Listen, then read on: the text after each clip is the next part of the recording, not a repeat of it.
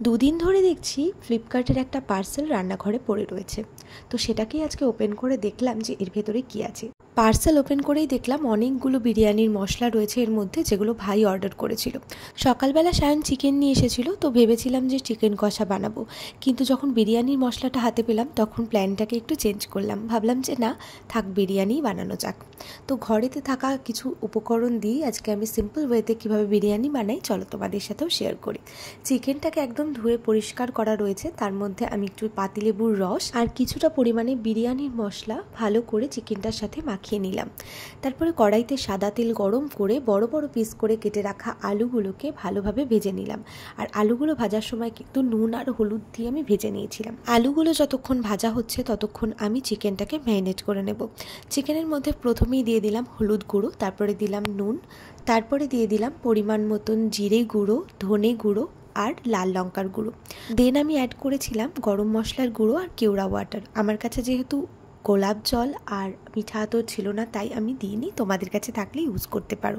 এদিকে chicken marinate করতে গিয়ে আলুগুলো কিন্তু একটু বেশি ভাজা হয়ে গেছিলো। তো যাই হোক, এদিকে আমি চলে এসেছি চালটাকে ধোয়ার জন্য। চালটা ধুয়ে আমি 30 মিনিটসের মতন ভিজিয়ে রেখেছিলাম। হাতে যেহেতু সেরকমভাবে টাইম ছিল না, তাই 30 মিনিটস ভিজিয়ে রেখেছিলাম চালটা। আদারওয়াইজ আমি কিন্তু 1 ঘন্টা মতন ভিজিয়ে রাখি। তো এদিকে আমি পেঁয়াজ কুচি দিয়ে ভালো করে মাংসর মধ্যে ম্যারিনেট করে তার মধ্যে কিছুটা কাঁচা লঙ্কা দিয়ে দিয়েছিলাম। এদিকে আমি পেঁয়াজগুলোকে ভালো করে ধুয়ে জল ঝরিয়ে দেন বেরেস্তা করতে বসিয়ে দিয়েছি। আর এর মধ্যে আমি কিন্তু একটা পেস্ট তৈরি করে নিয়েছি আদা, রসুন, পেঁয়াজ, কাঁচা লঙ্কা দিয়ে। তো এটাকেও ভালো করে মাংসর সাথে ম্যারিনেট করে রাখবো। চিকেনটাও কিন্তু আমি 30 মিনিটসের মতন ম্যারিনেট করে রেখে দিয়েছিলাম। বেরেস্তাগুলো ভেজে আমি তুলে রেখেছি। তারপরে বেরেস্তা ভাজার যে তেলটা ছিল সেটা চিকেনের মধ্যে দিয়ে দিলাম, যেই ম্যারিনেট করে রেখেছিলাম চিকেনটা সেটার মধ্যে। এবার কড়াইয়ের মধ্যে ম্যারিনেট করে রাখা চিকেনটা দিয়ে ভালো করে হাই ফ্লেমে কষিয়ে নিতে হবে। তো চিকেনটা যখন কষাবো তার মধ্যে থেকে কিন্তু অনেকটা পরিমাণে জল বেরোবে, আর এই চিকেন থেকে বেরোনো যে জলটা সেটা দিয়েই কিন্তু পুরো চিকেনটা সেদ্ধ করতে হবে। তো ভালোভাবে আমি নাড়াচাড়া করে দিলাম। তারপর এর মধ্যে ভেজে রাখা আলুগুলো দিয়ে আরও একবার ভালো করে কষিয়ে নেব মাংসটা।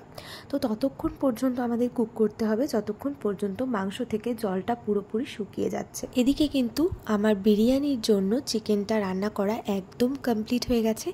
এবার শুধু লেয়ারিং করে বিরিয়ানির মশলাটা ছড়িয়ে ঘি দিয়ে বেরেস্তা উপরে দিয়ে কিন্তু এভাবেই দমে রেখে দিতে হবে 40 মিনিট। এভাবেই রেডি হয়ে গেল আমাদের homemade chicken biryani. Thanks for watching.